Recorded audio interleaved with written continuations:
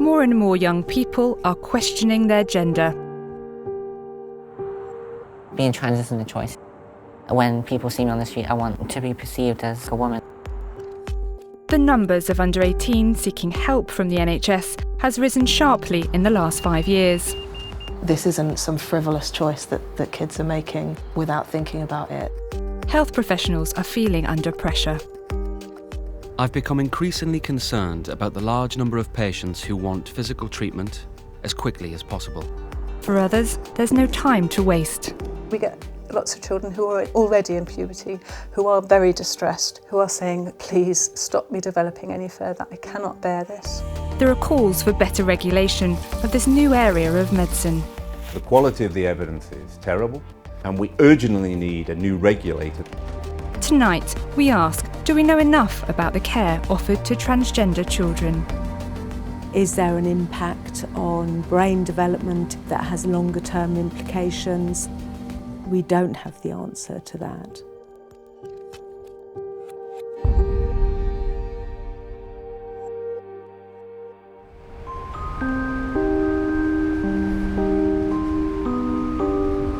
I'm Faye Kirkland. I'm a journalist and I'm also a family doctor. For young people questioning their gender, GPs can be the first port of call. It's a relatively new area of medicine, and I want to find out how much we understand about the care available. I'm in Leicester to meet Jade. Being trans, it's not something you choose, it's something you choose to act on. When people see me on the street, I want to be perceived as a woman. Jade, who's 18, is biologically male. During rehearsals for a school nativity play, she realised she didn't feel like a boy. I wanted to be cast as an angel, and the teachers said, no, only girls can be angels, and I had sort of flipped out about it. So that was like sort of my first inkling. When teachers ask what do you want to be when you grow up, then what career do you want to go down, and I don't jokingly say oh, I want to grow up to be a girl. As she grew up, she became more and more unhappy. Puberty started, and I just felt this huge disconnect. I was growing taller, broader, and I wasn't having any of that, but I never talked about it. I knew that it wasn't right. I sort of knew that it wasn't normal. Similar stories are shared online by transgender bloggers. From as early as I can remember, I have always felt incorrect. Puberty basically made me feel like there was something really wrong with me. I would scream at the thought of not being able to be wearing the clothes that I wanted to wear. Gender dysphoria is a feeling of intense distress around a physical body that doesn't fit in with one's sense of one's gender identification. It's a profound experience for many young people and is exceedingly distressing. Holly Carmichael runs the only NHS service offering child gender medicine to under 18s in England and Wales. Based at the Tavistock Centre in London, she sees many young people with gender dysphoria. Often young people will wish to be rid of the secondary sex characteristics, or are afraid of them developing, if you like, which don't match the sense of themselves. With the onset of puberty, children experiencing gender dysphoria may fear the beginning of periods, the growth of facial hair, or breast development. For the first stage of medical intervention, it would be in the early stages of puberty. So we would start with a puberty blocker.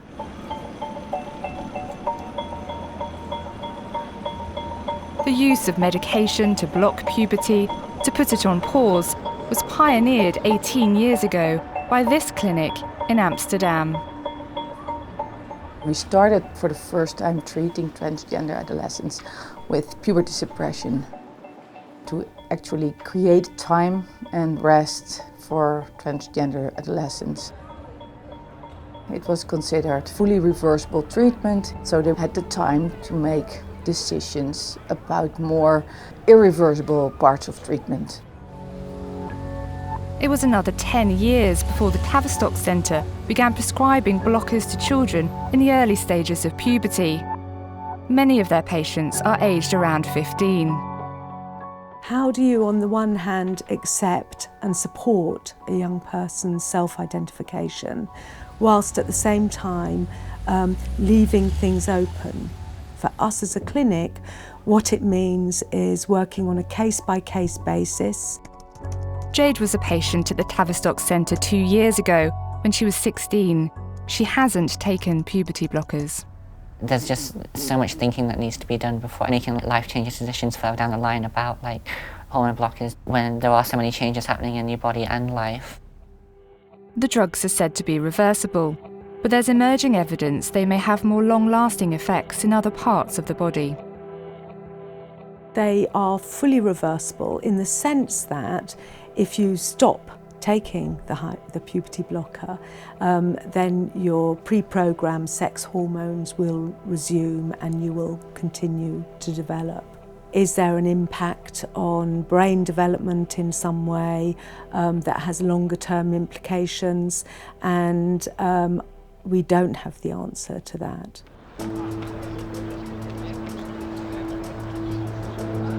Doctors do their best to advise patients, making important choices about their care based on the best available evidence.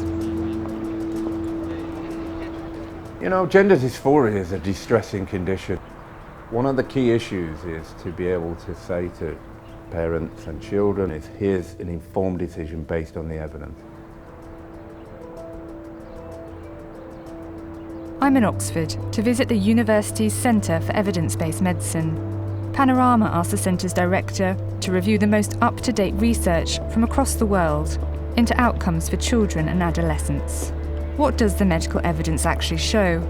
He began by posing some basic questions. What does it say about the benefits? What does it say about the harms? Have I got sufficient sample size? Well, the answer is no. Have I got sufficient evidence with quality? Well, the answer is no. And based on all that, can I make an informed decision? Well, the answer is no. 3 different areas where you look at the evidence and just say it's not fit for purpose. Puberty blockers have long been used to treat children with a condition that means they start puberty way too early. Less is known about the long-term safety of their use in transgender medicine. If you ask me about puberty blockers, what can you tell from the evidence? You can tell very little, apart from they give you the intended effects in terms of blocking and suppressing puberty.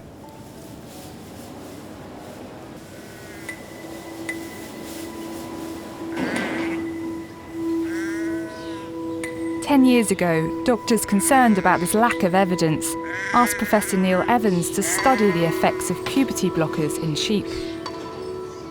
We could see differences in the size of different areas within the brains associated with whether they had gone through puberty or not gone through puberty.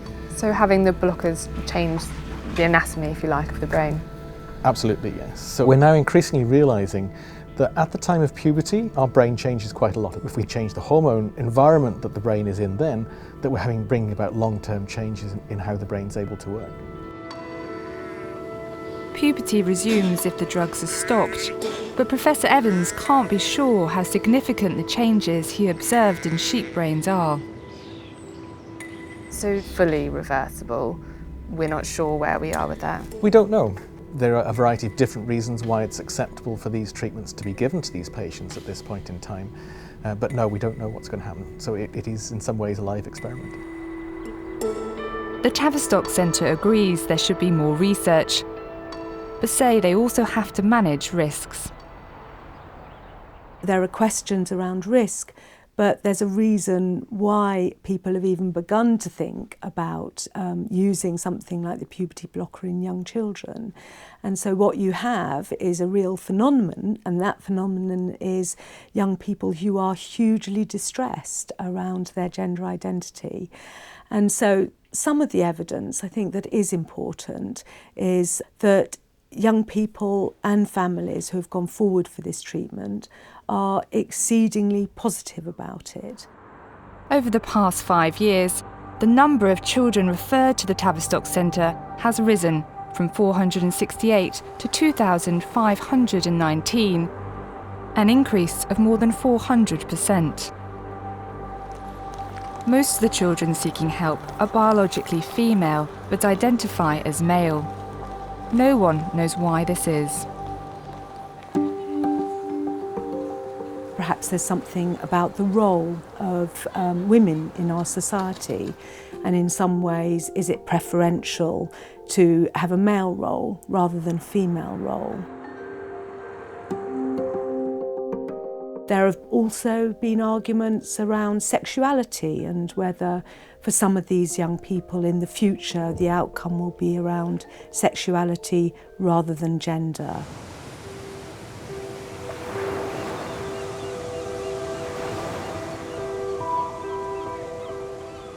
She ran like a boy and walked like a boy from the earliest possible age. She wouldn't entertain anything feminine or pink, and she actually said that she wanted to be a boy, that she was a boy. Fiona, not her real name, says her son experienced gender dysphoria from an early age. At 11, he was living as a boy and being treated with puberty blockers at the Tavistock Centre, but he was still distressed. My son noticed that his friends at school were progressing through puberty naturally, with bodily changes and voice changes, and he wasn't. Comments would be made, and he felt incredibly uncomfortable and sank into a deep depression. Aged only 12, he wanted to begin treatment with the male hormone testosterone, the start of a journey towards irreversible changes to his body. He wanted more than anything in this world to be prescribed hormones in order to progress through puberty with his peers. Hi guys, today I thought I would do a whole video on how I got onto testosterone. I'm officially 6 years on testosterone. Not all trans people go on hormones, but I always knew I wanted to, and I fought very, very hard to get it. The NHS advises that only young people who've been taking blockers for a year and are aged around 16 can progress to hormone treatment with testosterone or oestrogen. The Tavistock Centre told Fiona her son was too young, so she looked elsewhere. I managed to find a private doctor, HELEN WEBBERLEY, who was prepared to hear us out. Dr. Webberley runs Gender GP, the only private clinic in the UK offering care and treatment to children and young people. To many in the NHS, she's a controversial figure. The NHS say that you have to be around the age of 16 to have gender-affirming hormones. And I think our UK children, some of them find that very difficult. I think children should be allowed the second stage of treatment, which is gender-affirming hormones, when it's right for them and the family and their situation. And that might be before 16. Following consultations, counselling and tests, Dr. Webberley prescribed testosterone to Fiona's 12-year-old son. He would come home from school and he'd be on cloud 9 and say, Mum, my friends have said my voice has dropped. But not everyone was so pleased. Complaints from other doctors about cases like this have in part led to Dr. Webberley's suspension from the medical register. At the moment, she can't practice as a doctor, but others in her clinic can. What would you say to your critics who would say, you're assessing people too quickly, you're giving medication in a way that the NHS doesn't? What makes you think you're right? I know I'm right because of all the patients that we've treated telling us that what we're doing is right. The outcomes are good. This isn't brand new, but what's developing is a much more gender affirmative approach, and that's what Australia and America are using very successfully. I would feel concerned about introducing a less reversible treatment that has long-term implications at a much younger age. For us, it's about ensuring that there is time and space for proper exploration before taking any irreversible steps. With more and more young people seeking referrals to the Tavistock Centre, waiting times can now be anything up to 18 months. It creates pressure for families and their children. A lot of people assume that once you come out, that's the hard part's over. REUBEN transitioned when he was 24. Jade's been going to his support group in Leicester for years. It still can be incredibly frustrating for young people, can't it? And I think particularly if you've waited a long time already to come out, because if your family aren't going to be supportive, or it's taken you a long time to find the courage to to come to this decision to move forward, and you kind of like, okay, yeah, I'm ready to start my life now, and then you find out that there's this potentially 2-year wait, it can be quite crushing.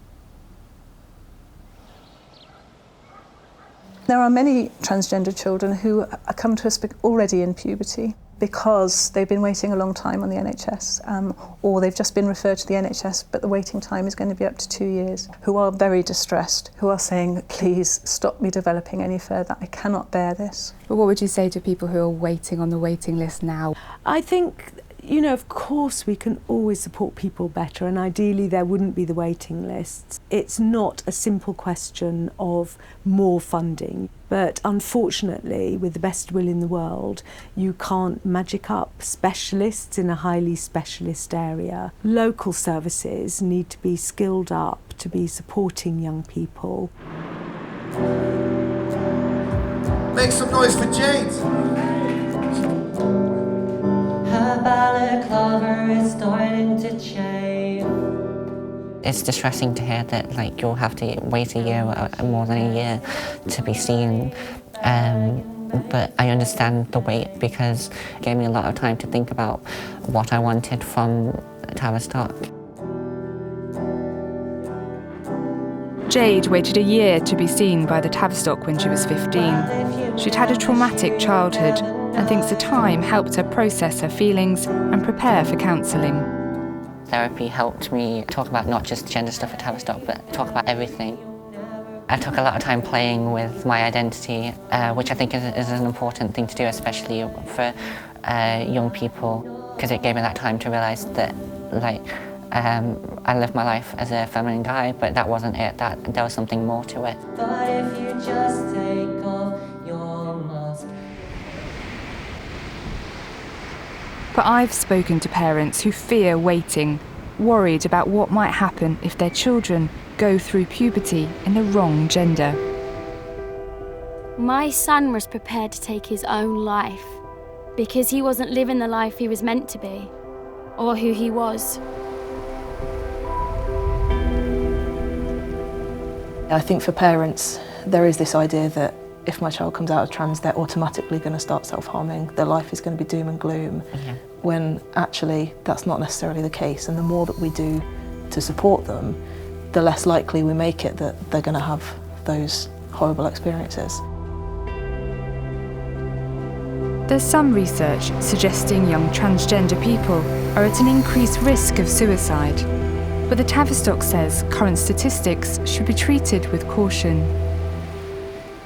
I think the figures around self-harm, suicidal ideation and indeed suicide need to be interpreted with great caution. I think for families who have a child experiencing gender dysphoria, often the way in which statistics can be presented can lead perhaps to an assumption that the panacea to this, if you like, is to start physical treatment as quickly as possible.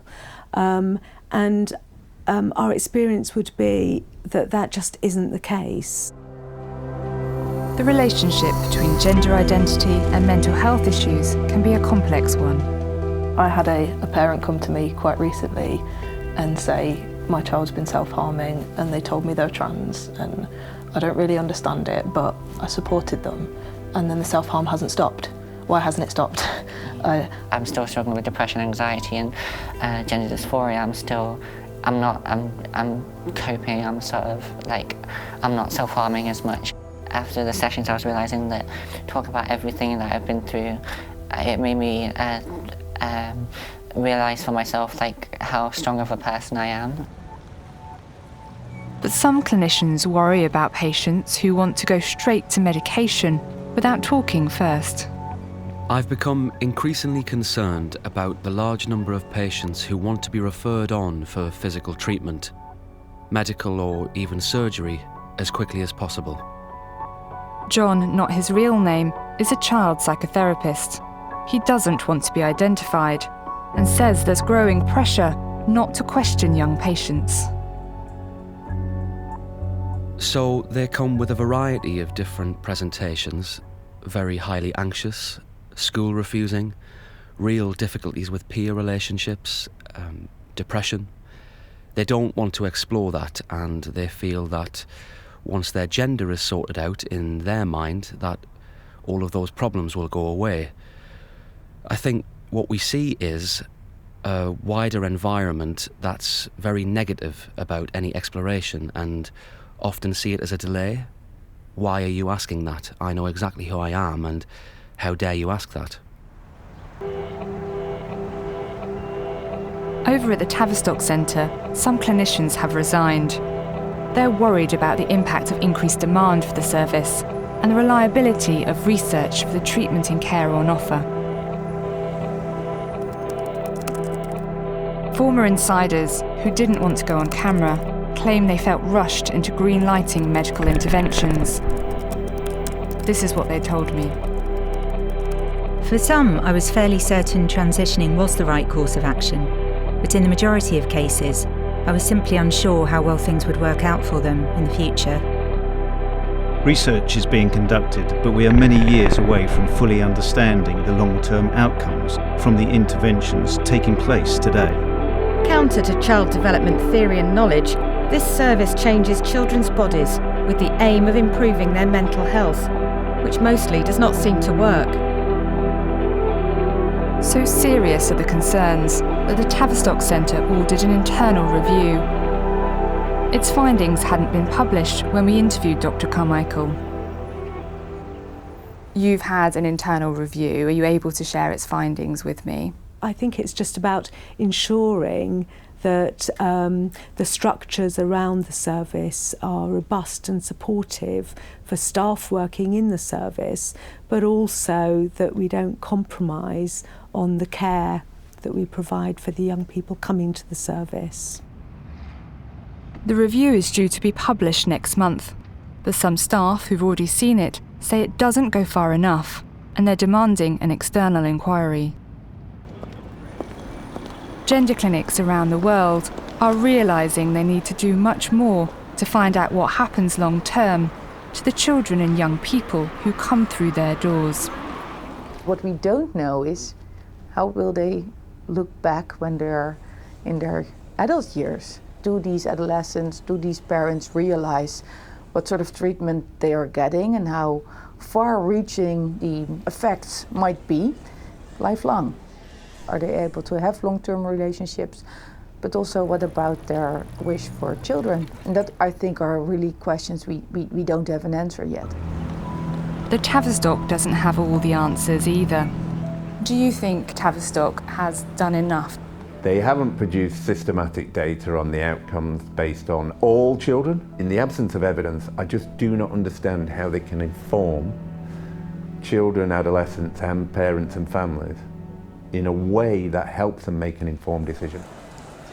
The Tavistock Centre now plans a new research project to record what happens to all its patients as they grow up, whether they're prescribed medication or not. We've just received a very large research grant specifically to follow young people who come to the service through and forward, whatever their outcomes, and that's going to be really important information. But is that enough? To make sure these life-changing decisions by children and their parents are based on the best possible evidence in the future, Professor HENEGHAN says this area of treatment and research needs regulating now. It's incredibly hard, though, when you're in these emotive situations for people to take on board evidence. We urgently need a new regulator that has oversight to provide a much more rigorous approach and robust approach to the evidence to help inform decision making.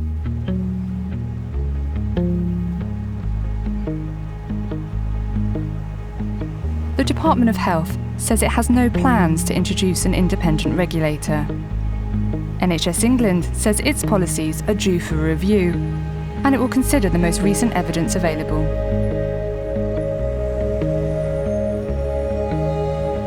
While I've been making this film, I've been surprised by how many people don't feel able to speak openly about this important area of medicine.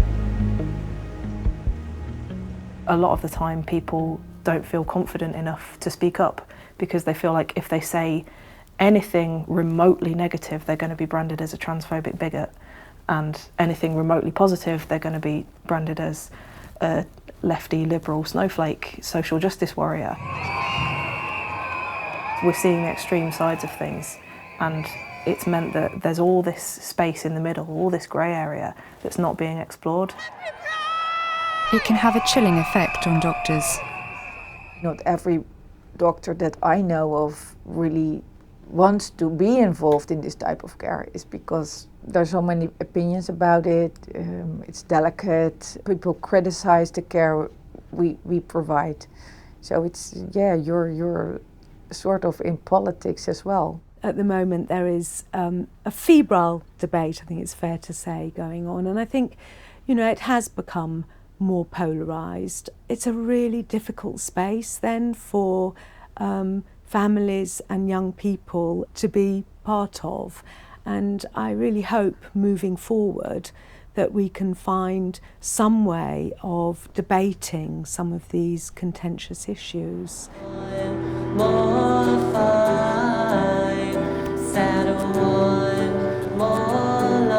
Jade's now back on the waiting list at the Tavistock, this time for the adult service. She says she feels ready for the next step in her transition. And when she's leaving your home, you're begging her to stay. Doing stuff like this helps because it's like, if I can do this big thing, I can do a small thing like riding a bus or like going to class every day. So it's doing big things to help conquer small things. I think that's what helps me. Thank you. The future of care for young transgender people lies in the life stories of the young people themselves. It's only by following the journeys of Jade and others like her that we'll understand much more about the best ways to support them.